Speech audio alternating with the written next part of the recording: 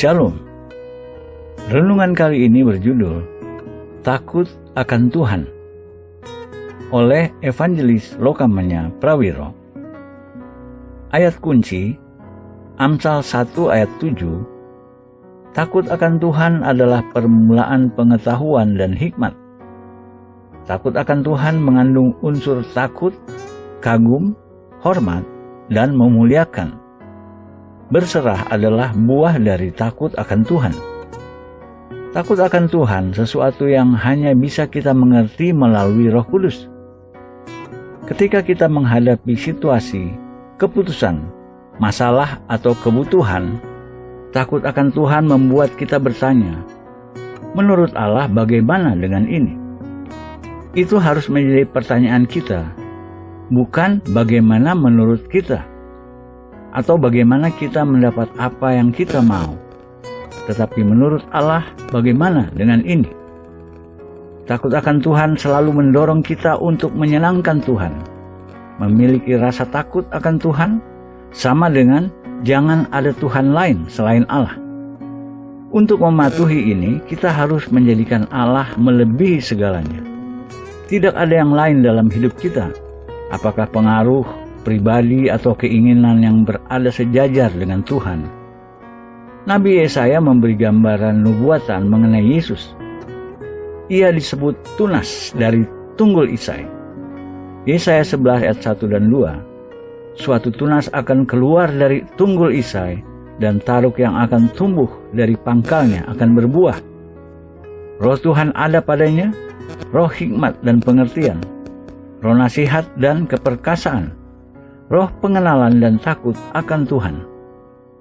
Taruk dalam perjanjian lama mengacu pada Mesias.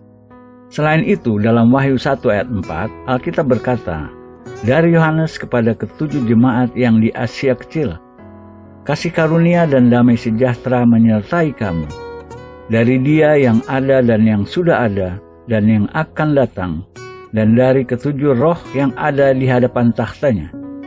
Wahyu 4 ayat 5 berbicara mengenai 7 obor menyala-nyala di hadapan takhta Allah, yang adalah 7 roh Allah.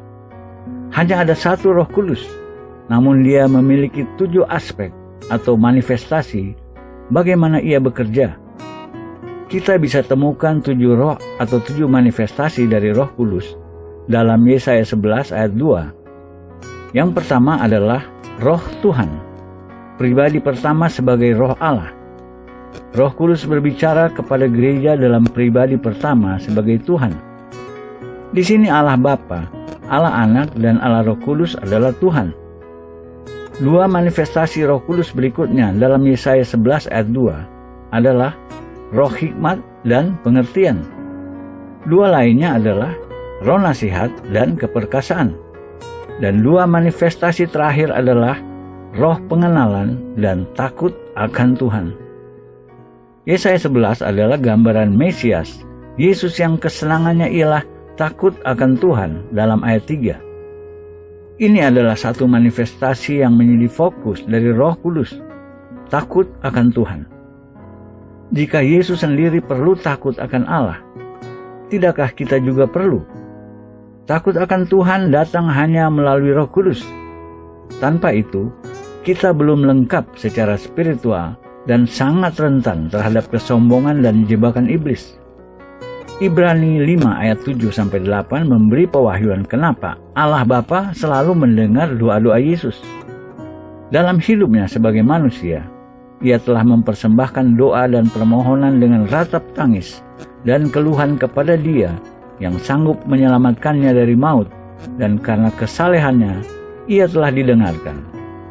Dan sekalipun Ia adalah anak, Ia telah belajar menjadi taat dari apa yang telah dideritanya.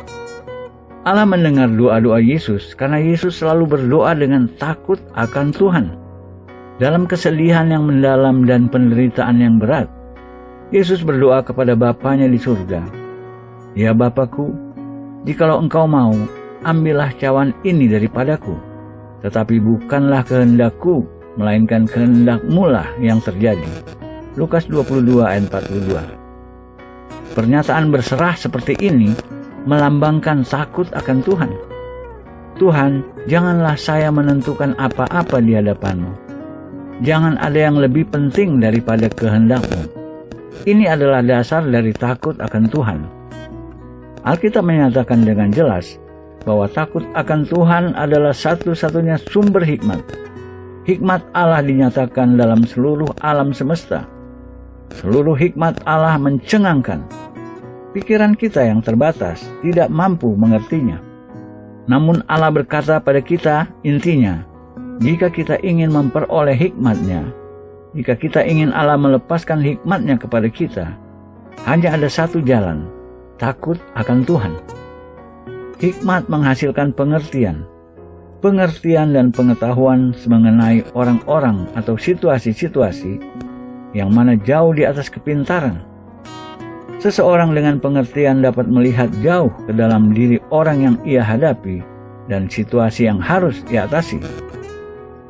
Takut akan Tuhan menghasilkan hikmat, dan hikmat menghasilkan pengertian dan pengetahuan. Kita perlu membedakan antara hikmat dan pendidikan intelektual akademis. Sangat mungkin memiliki pendidikan tinggi dan tetap bodoh. Sebagian besar masalah di dunia ini diakibatkan oleh orang-orang berpendidikan tinggi tapi bodoh. Hikmat seperti dikatakan dalam kitab suci berbeda jauh dari intelek, pendidikan atau pembelajaran akademis. Mazmur 51 ayat 8 berkata, "Sesungguhnya Engkau berkenan akan kebenaran dalam batin, dan dengan diam-diam Engkau memberitahukan hikmat kepadaku." Allah menginginkan kebenaran dalam bagian hati kita yang terdalam. Kebenaran yang datang dari takut akan Tuhan.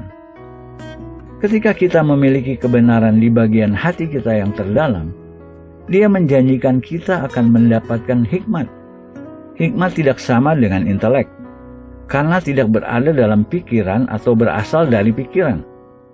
Hikmat tersembunyi dalam bagian roh manusia, bagian dirinya yang terdalam. Bagian tersembunyi manusia adalah di mana Allah ingin kita mengkultivasi takut akan Tuhan agar kita menerima hikmat-Nya. Hikmat-Nya tidak berdampak pada kapasitas intelektual kita, namun mengiluminasi atau menerangi pikiran kita. Hikmat bukan pengganti pendidikan. Tidak berfungsi bagi kita apa yang pendidikan dapat berikan. Hikmat Allah seluruhnya unik. Datang ke dalam roh kita dan membuka mata kita agar kita bisa melihat maksud Allah, melihat hidup kita dan situasi di sekitar kita dalam terang maksud ilahi dan nasihat ilahi. Dalam kitab suci, nasihat berhubungan dekat dengan hikmat. Ketika kita memiliki hikmat Allah, kita menerima nasihat-Nya. Dengan nasihat Allah, kita tahu bagaimana harus bertindak dalam berbagai situasi. Kita tahu bagaimana berhubungan dengan berbagai orang dan bagaimana menolong mereka. Mazmur 2 ayat 11-12 berkata, "Beribadalah kepada Tuhan dengan takut. Berbahagialah semua orang yang berlindung padanya." Dalam alam roh, takut akan Tuhanlah yang melepaskan sukacita dan bahagia. Tanpa takut akan Tuhan, sukacita kita dangkal. Tidak berarti dan tidak permanen. Kombinasi takut akan Tuhan dan sukacita menghasilkan keberhasilan dalam kehidupan Kristen. Mazmur 19 ayat 9 berkata, "Perintah Tuhan itu murni." Ada kuasa memurnikan dalam takut akan Tuhan yang mencegah kita dari pencemaran dosa dan kontaminasi dunia. Dunia di mana kita hidup sudah sangat terkontaminasi. Mazmur 25 ayat 12 dan 14 berkata, "Siapakah orang yang takut akan Tuhan? Kepadanya Tuhan menunjukkan jalan yang harus dipilihnya. Tuhan bergaul karib dengan orang yang takut akan Dia, dan perjanjiannya diberitahukannya kepada mereka. Tuhan membagi rahasianya, suatu hak istimewa mendapat rahasia-rahasia Tuhan. Kita bisa bersekolah di sekolah tinggi teologi manapun, namun tidak ada jaminan Tuhan akan mengajar kita. Itu karena Tuhan memilih murid-muridnya berdasarkan karakter mereka. Dan syarat utama karakter adalah takut akan Tuhan. Mazmur 34 ayat 12-14 berkata, "Takut akan Tuhan akan kuajarkan kepadamu. Siapakah orang yang menyukai hidup, yang mengingini umur panjang untuk menikmati yang baik?" Takut akan Tuhan memberi kita hidup dan umur panjang untuk menikmati yang baik. Mazmur 128 ayat 1-4 berkata, "Berbahagialah setiap orang yang takut akan Tuhan, yang hidup menurut jalan yang ditunjukkannya. Apabila engkau memakan hasil jerih payah tanganmu, berbahagialah engkau dan baiklah keadaanmu. Istrimu akan menjadi seperti pohon anggur yang subur di dalam rumahmu. Anak-anakmu seperti tunas pohon zaitun sekeliling mejamu. Sesungguhnya demikianlah akan diberkati orang laki-laki yang takut akan Tuhan. Tuhan memberi berkat bagi suami, bagi istrinya, bagi pekerjaannya, dan bagi anak-anaknya." Amsal 10 ayat 27 berkata, "Takut akan Tuhan memperpanjang umur, tetapi tahun-tahun orang fasik diperpendek." Amsal 14 ayat 26 berkata, "Dalam takut akan Tuhan ada ketentraman yang besar, bahkan ada perlindungan bagi anak-anaknya." Amsal 14 ayat 27 berkata, "Takut akan Tuhan adalah sumber kehidupan, sehingga orang terhindar dari jerat maut." Ketika kita mengkultivasi takut akan Tuhan, kita akan memiliki keyakinan yang kuat. Kita tidak akan mudah takut dan kecewa. Allah menjadikan tempat perlindungan untuk anak-anak kita. Ketika kita memilih hidup dan berkat, keputusan ini berpengaruh pada keturunan kita.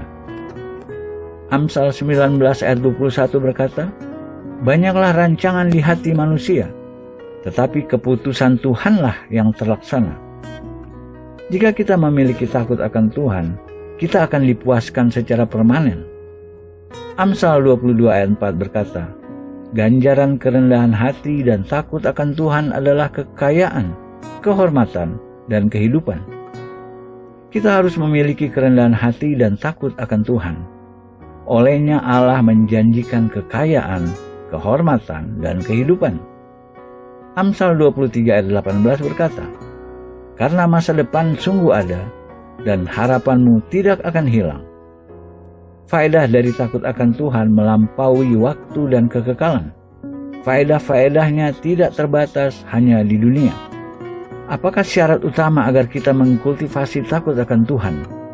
Banyak orang menunggu untuk berseru kepada Allah setelah mereka berada dalam keadaan putus asa. Dalam Amsal 1, Allah berkata, Ia tidak akan mendengar doa-doa mereka. Amsal 1 ayat 28 berkata, "Pada waktu itu mereka akan berseru kepadaku, tetapi tidak akan kujawab.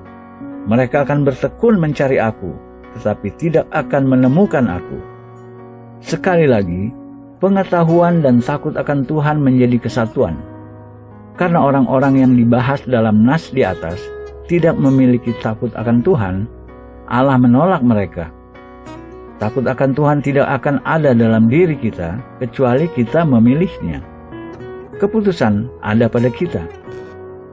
Syarat selanjutnya ada dalam Mazmur 34 ayat 12-14 dikatakan, "Marilah anak-anak, dengarkanlah aku.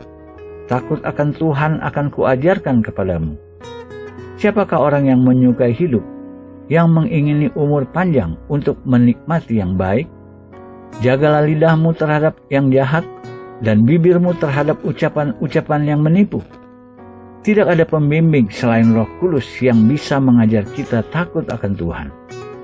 Apakah cara kita berbicara sudah mencerminkan takut akan Tuhan?